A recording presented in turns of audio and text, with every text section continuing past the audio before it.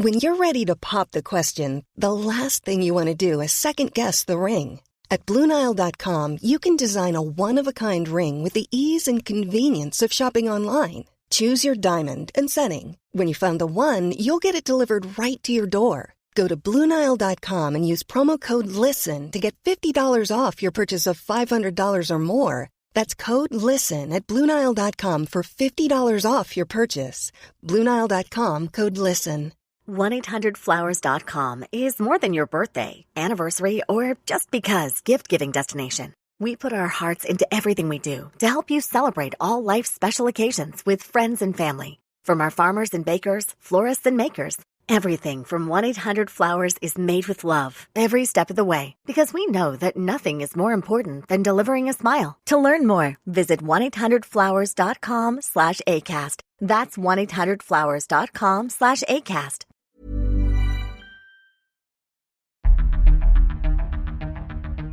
I'm David Knowles, and this is Ukraine, the latest. Today is a bank holiday in the United Kingdom, so our episode is a little different.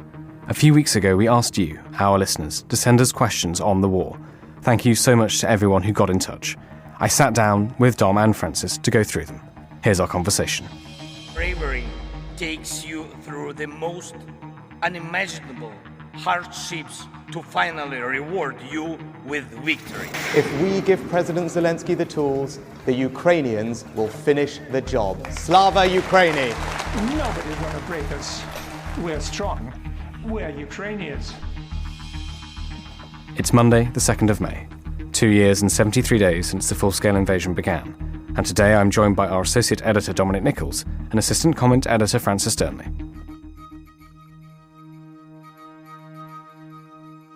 Dom, the first question to you from Sverige, and I do apologise if I've pronounced that incorrectly, is this. How will the F-16s be best utilised in the battle against Russia when they will finally be deployed? Dom Nicholls. Well, thanks for the question. I mean, how would they best be utilised? They'd best be used as part of a joint operation, so joint between the air and the land. Air superiority or air supremacy is the ideal. That's when you own the skies, but that's very unlikely. So the concept of air superiority, which is you own a small chunk of the sky for a small period of time, that's the usual currency that Air Force people talk about. F-16 would be useful in trying to dominate that, so create a bit of the airspace that you own and you can't be. You're able to affect a bubble of safety, if you like, onto the ground under which your forces there on the land can operate. So F-16 would be much more capable than the aircraft they've got now, not just the airframes themselves. In fact, the airframe is quite old, but the missiles and the other technology they're able to use, the data that could be passed around, they would be much more able to, if integrated into a full system, they'd be much better able to produce this bubble of safety, if you like. Now, they on their own can't do that. It's one thing to have the aircraft and the trained pilots and then all the trained engineers and the logistics and all the rest of it. You've then got to knit all that together with the air defence systems, the way you move data around the whole beast and how you integrate that with the land. So there's a lot more to it than just being able to get pilots that know how to fly an F-16, and that's one of the reasons it's taking so long. Francis, thank you, Dom. Francis, can I come to you? This is a question, anonymous question, but from the UCL School of Slavonic and East European Studies, who asks, what can be done in the West, especially as we enter this year of elections, to consolidate public support for Ukraine and ensure Russia's war is understood not as Ukraine's problem, but as a long-term threat to security and democracy for us all? Well, thanks for the question. It's a very good one. I think in part we're facing a real challenge that's institutional here. And what I mean by that is inevitably democracies struggle to deal with long-term problems versus short-term domestic concerns. So it is actually a real challenge, and has always been a challenge for democratically elected politicians to be able to persuade their publics to invest in problems that may seem either far away or longer-term crises, of which, of course, Ukraine for many is, because of its ramifications for longer-term security. However, there is another problem, which I'm sure many listeners will feel, which is that there is actually a crisis of leadership too amongst many Western powers, in that there have not been the leaders, the so-called Churchills, who have really tried to articulate the long-term threat. You have some, Kaja Kallas, you have perhaps Macron being a little bit more vocal more recently, but there has not been a universality of opinion on the importance of this war for long-term security and how everybody might be implicated in some sort of conflict if this is allowed to escalate, if not against Russia, then with China, who might well be emboldened if things go in another direction. But they ask how? Well, I think for one, you want to be encouraging leaders and supporting leaders who do get it, who have that historical understanding. I think another is also visibility. I think one of the challenges, of course, is that inevitably Ukraine, because it has been going on for some time now, it does not necessarily attract the same amount of headlines and interest, because inevitably we're human beings and we look to new things, tragically. But I think also there is a challenge for everybody who cares about this issue to be visible, to be speaking about this, perhaps more rallies around countries that can be quite powerful and effective in certain places. And of course, small gestures, just like listening to this podcast and sharing your thoughts and conversations, so that when somebody comes up to you and says, as happens I'm sure to all of us in this room, and says, oh, things have gone a bit quiet on Ukraine, haven't they? That you actually have an answer for that and can say, well, no, actually, if you're following it closely, there is an awful lot going on. So I think there are all things that we can do, small and big, that can make people aware that this is not just Ukraine's problems, it's the West's problem. Thank you, Francis. Dom, back to you. Christine asks, this is really the big question, right? Will Ukraine be able to defend the current front line in 2024, and will Europe and NATO be able to supply enough weapons in 2025? Well, it will be, all those things will be very, very tricky. So Ukraine is suffering at the moment for lack of equipment and manpower. Those are the two real big things, basically. The advances Russia has made is not because of any tactical genius on their part. It's largely because of the mass that Russia has and the inability to plug all the gaps all the time from Ukraine. Now, as to whether or not Europe and NATO will be able to supply enough weapons in 2025, without being boring and saying, well, define enough. It's like, well, what do you want to achieve? You could look to Russia's effort to destroy Ukraine's energy infrastructure. Well, that hasn't worked. Two winters running hasn't worked. It's under extreme pressure, but it is surviving. Has NATO supplied weapons in the past that's achieved battlefield success? Yes, they have. So will this $60 billion supplemental mean that that can be repeated? Very possibly. But NATO could supply more. Jens Stoltenberg, the Secretary General of NATO, he's just visited Kyiv, and he was speaking last Monday, and he said that NATO should have done more. You could look at examples such as Spain that have offered to supply Patriot missiles, but not the launchers. So everyone's just a little bit foot draggy on this. There's still a very heavy wariness of this idea about escalation and provocation, which is stopping people from supplying equipment that could be there. Germany, Taurus, for example, although Germany's been a great supplier of other military equipment and humanitarian and financial aid. But in terms of will Ukraine be able to defend the current front line in 2024? Possibly, because it's such an enormous country and Russia is also exhausted. All it has is mass and a low moral bar. And will Europe and NATO be able to supply enough weapons in 2025? Yes, they undoubtedly will be able to. Whether there's the political will to do so, I'm afraid, is another question. Tom, can I stay with you just since we're talking about kit and flip the question around and look at the Russians? Ged has sent in a question and he asks, given the current rate of attrition of the Russian army and hardware, how long do you think they can last as an effective fighting force given their current rates of production? Okay, Russia has huge stocks of very old equipment. Some is usable and some can be cannibalized, but a lot is too badly degraded to be of any use. In terms of personnel, Russia has shown that it's happy to use what's been termed meat assaults, whereby poorly trained, badly equipped and brutally led men are expected to just rush at Ukrainian defences in the hope that some will make it through. Russia is relying on this mass of men and material rather than trying to marshal their forces in any way with any care, consideration or sophistication.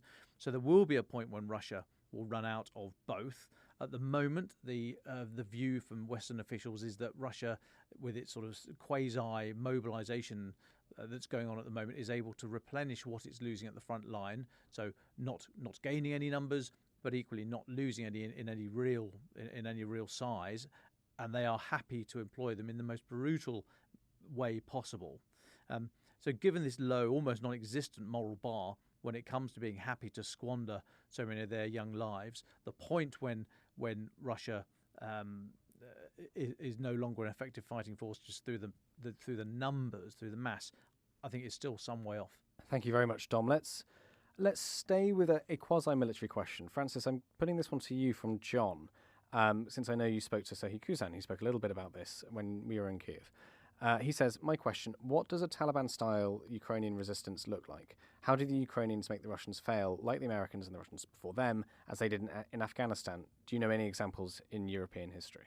This is a really great question. I have to confess, this is one that I ponder quite a lot as well. The first thing I would say is I think we need to be aware that actually a lot of resistance is already taking place in the Ukraine context, specifically in the occupied territories. And one of the challenges that we have as journalists is trying to find out the truth of what is going on in the occupied territories.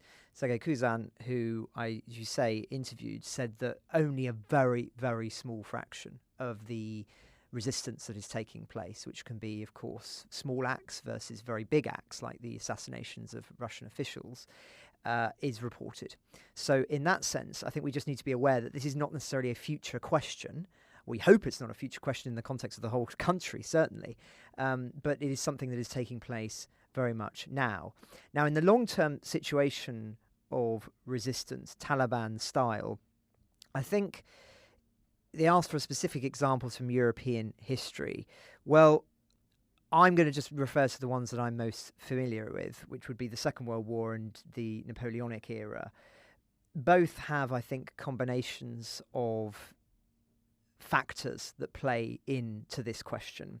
So guerrilla warfare, of course, is one that we saw in the Afghan context. It's also what was seen in the Peninsular War in Spain in the 1810s and beyond, and of course in the Second World War, particularly with regard to the French resistance post and just pre-D-Day. Those guerrilla tactics are devastating over a long period of time because you're destroying supply lines, you're destroying enemy morale in country because they don't feel it's safe for them to be able to leave their bases. Of course, that was very particular in the Iraq and Afghanistan conflict. Another element that plays into this is overextension. Forces who are trying to control vast amounts of territory, which of course Russia would be obliged to do if we're talking about a worst case scenario here of controlling vast more swathes of the Ukrainian territory, then that inevitably leads to immense challenges for an occupying force, diverting resources and attention from other fronts.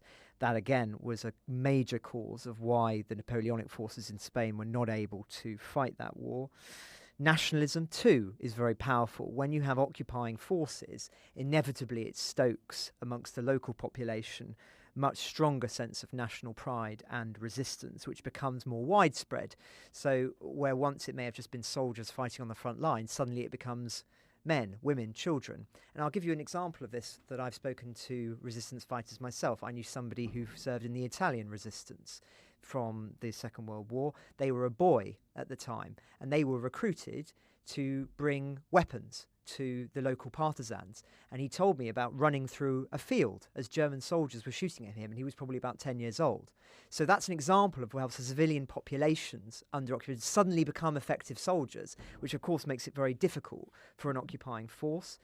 Then, of course, you've got the just examples of involvement from foreign powers are often supporting guerrilla movements, as it were. That certainly happened in Spain. It was Britain supporting the Spanish and Portuguese resistance. It was also Britain supporting the French resistance too.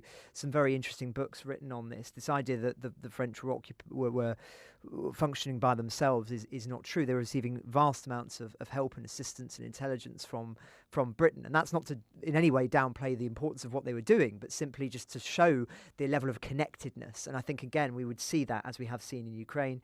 And of course, as well, the necessity of harsh rule in an occupied territory scenario, like in a country like Ukraine, would make it exceedingly difficult for Russia to be able to do that. So over a sustained period of time, I think those factors would play in, although against that, of course, would be the supreme difference in territory and geography.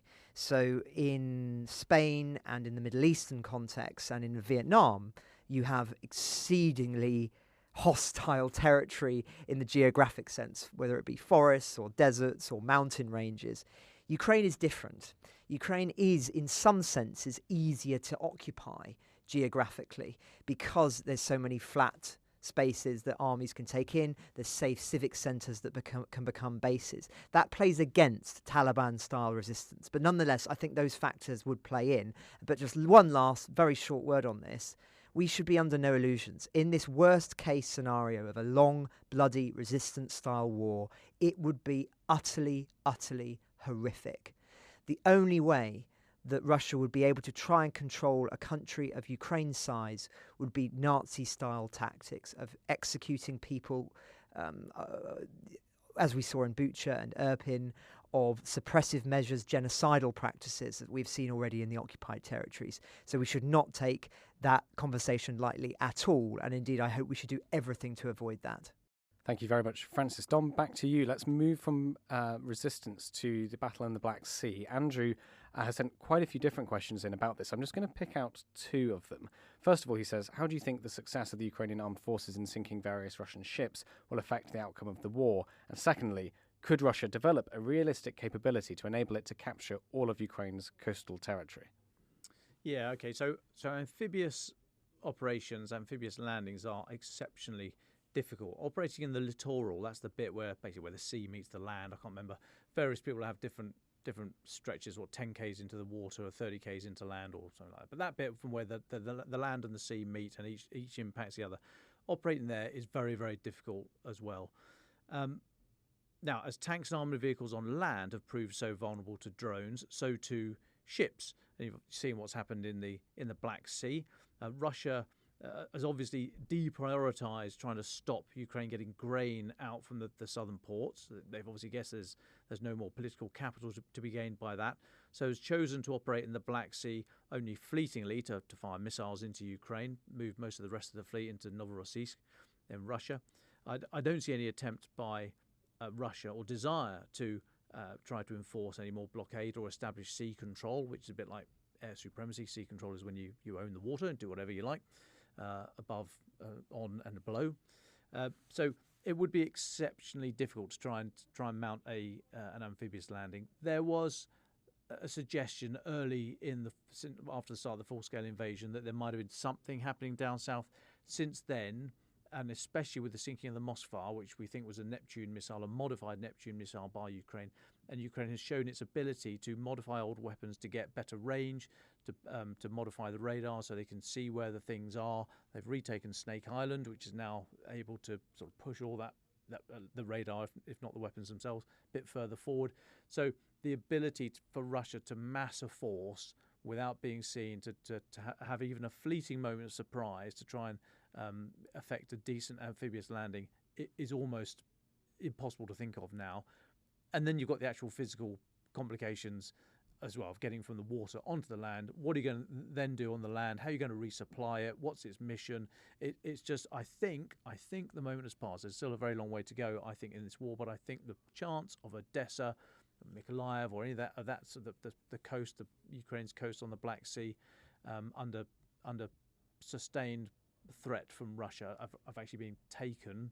I mean, we still see missiles being fired into Odessa all the time across the coast. But the actual prospect of an amphibious landing, I think, is just beyond Russia at the moment in terms of appetite and capability. A thought from me just to add to that, I think, and Dom, I'd be interested in your thoughts as to what I'm about to say as well, but when you look at how the Russians are reacting to the very effective Sea Baby Ukrainian drones, what they're doing is essentially trying to deal with it. They're not projecting any force. They've got this huge problem, which is these drones come into their safe harbors, supposedly safe harbors, blow up and sink their $million ships. And there's no force projection. What they're trying to do is work out how to stop these drones and shoot them out of the water with cannon or machine guns mounted on the side of a boat, and what we're not seeing is any sort of reply to that. Their force is confined to base. It's not stretching back out over the Black Sea. Whereas I think on land you can see things like, well, on the one hand the Ukrainians develop huge drone capabilities, and the Russians do. They develop the Lancet, which is extremely effective, or they develop something else. And there is an arms race on land, whereas at sea they're not even at that stage yet. It's still just responding to the threat. Well, I think there could be an arms race at sea if they wished. It depends what Russia wants to achieve from the Black Sea. I mean, if it wants to stop the grain corridor, that they didn't manage that. Even it was under extreme pressure, but they'd never actually managed to stop it. They never achieved a blockade in any real full meaning of the word.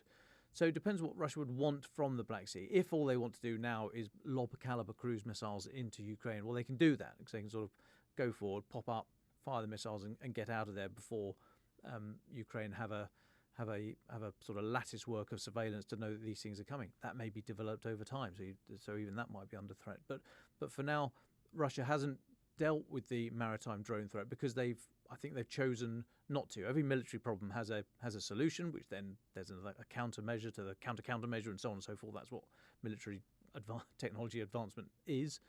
But I think Russia has just chosen now to invest elsewhere, and the Black Sea is not a priority. Francis, back to you. Let's move away from the battlefield then. Clive asks, and this is a big question, I think suited to you, is a bad peace more dangerous than a difficult war for Ukraine?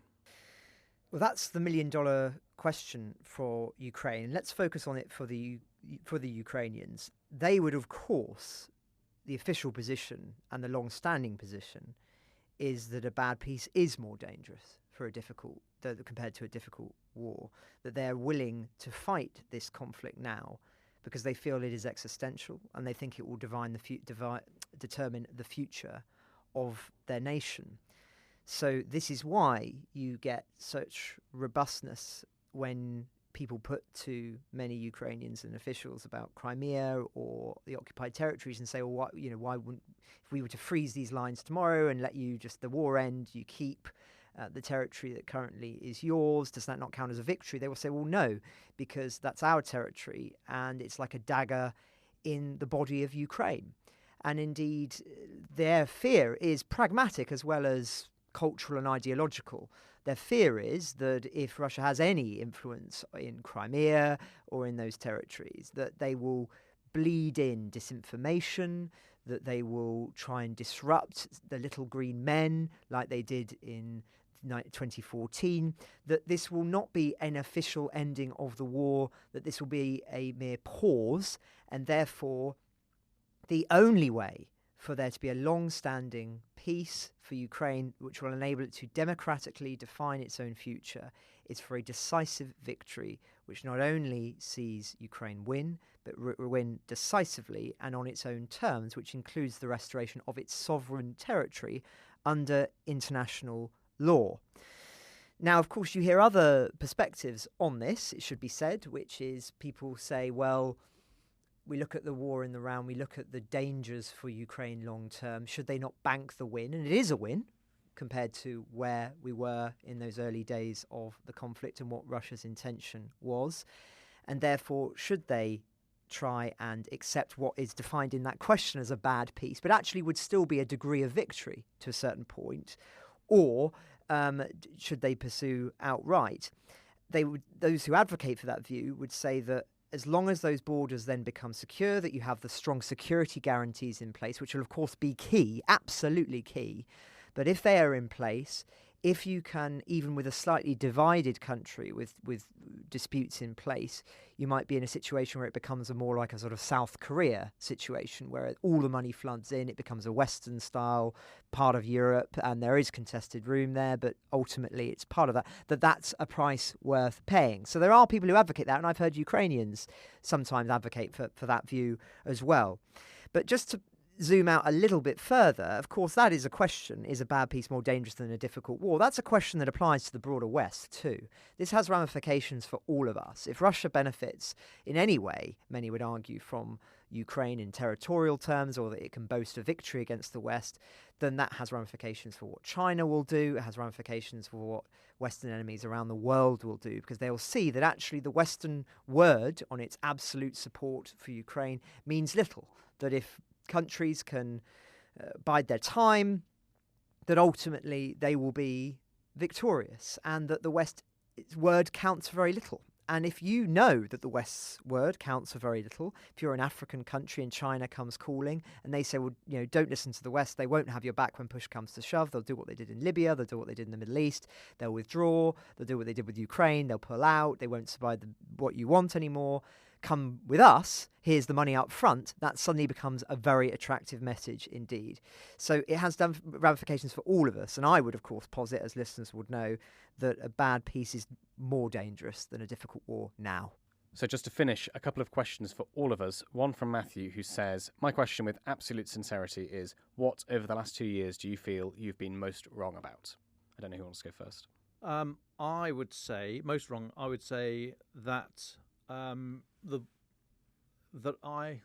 what have I been most wrong about? I thought the world would not treat so casually and almost indifferently issues such as Russia's deportation of Ukrainian children and ecocide, so the destruction of the Novakhovka Dam and the threats to the Zaporizhzhia nuclear power plant, basically by still being there, having Russian forces there, I think are two extraordinary examples of threats to the environment. The world has marked, occasionally comments on and moves on. I've been staggered that those things, and especially the deportation of children, hasn't been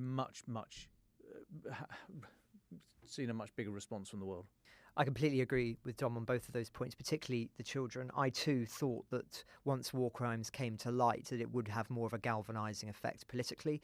I think the other one too is I did believe those who argued earlier on, the experts in the business community, that sanctions would have a much more dire effect when they kicked in on the Russian economy. Of course, they may have had, and that China effectively bailed them out, or indeed the damage has been done and that under the lid, as it were, of what looks like a brand spanking new Porsche, it's actually just a dodgy Fiat. I mean, it could well be the case. So I think it is to some degree too early to say if we're looking at this in a long-term context. I mean, 2 years is long enough, but economically, these things often have to be measured in cycles, and maybe in 4 years' time, 5 years' time, we'll see the damage that was wrought.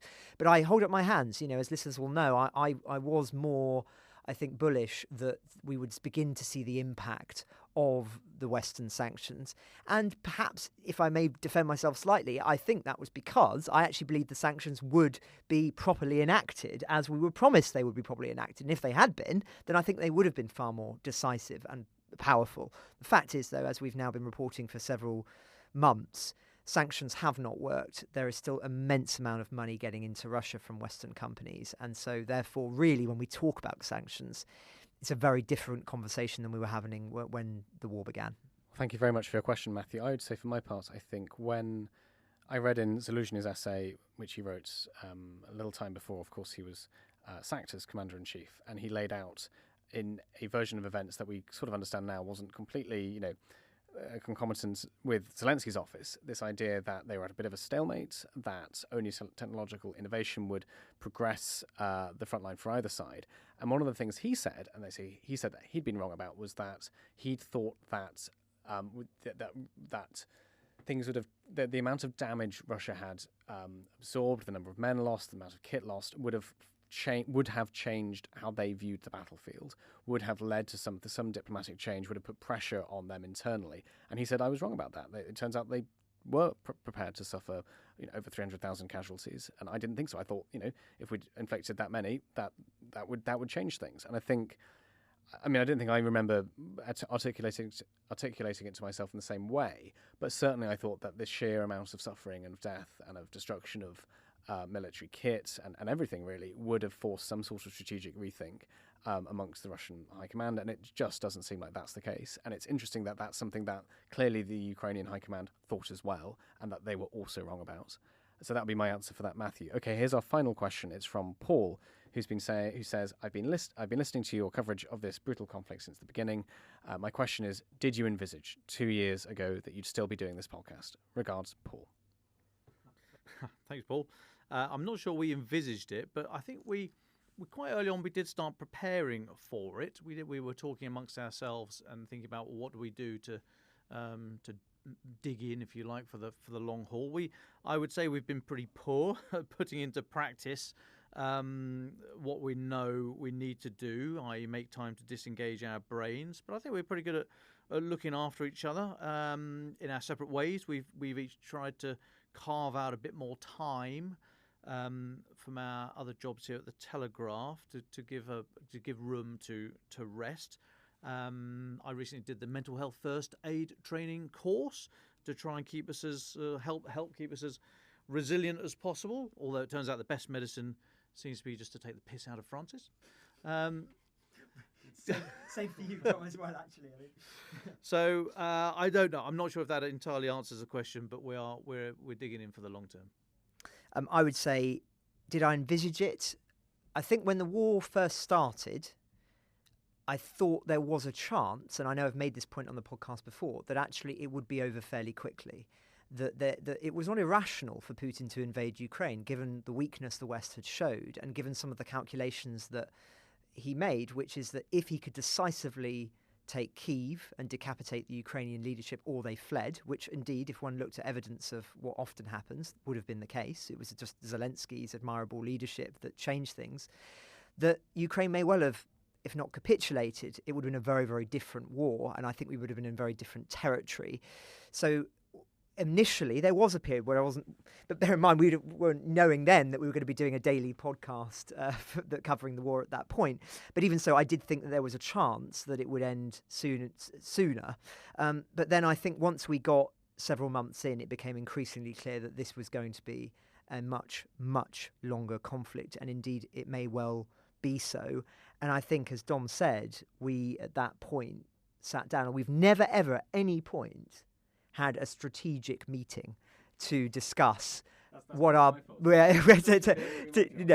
discuss our approach. But I know that we're all absolutely committed to focusing on this and to continuing to treat it in the way that this story deserves. I am still absolutely appalled every day that this war is being allowed to continue.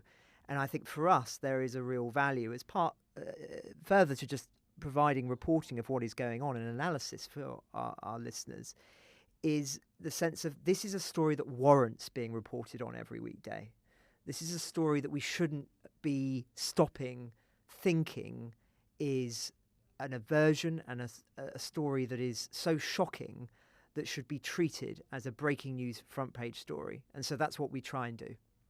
I think, just to add to that, very quickly from me, I would say no, I did not envisage it. And I think if you'd have told David 2.5 years ago, then head of social media at the Telegraph with zero foreign reporting or really anything in the paper ever, that within a year and a half you'd be sanctioned by the Russian Federation, I think I'd have laughed at you. So it's certainly been, I think, a journey for all of us.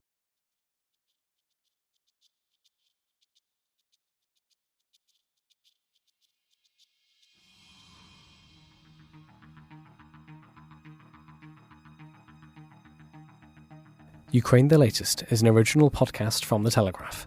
To stay on top of all of our Ukraine news, analysis and dispatches from the ground, subscribe to The Telegraph. You can get your first 3 months for just £1 at www.telegraph.co.uk/Ukraine the Latest. Or sign up to Dispatches, our world affairs newsletter which brings stories from our award-winning foreign correspondents straight to your inbox.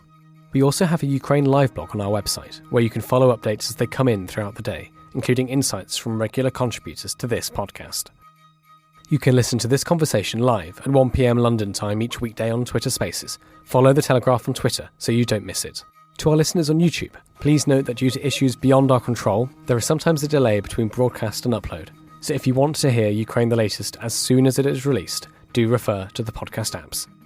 If you appreciated this podcast, please consider following Ukraine the Latest on your preferred podcast app. And, if you have a moment, leave a review, as it helps others find the show. You can also get in touch directly to ask questions or give comments by emailing ukrainepod@telegraph.co.uk. We do read every message. And you can contact us directly on Twitter. You can find our Twitter handles in the description for this episode. As ever, we are especially interested to hear where you are listening from around the world.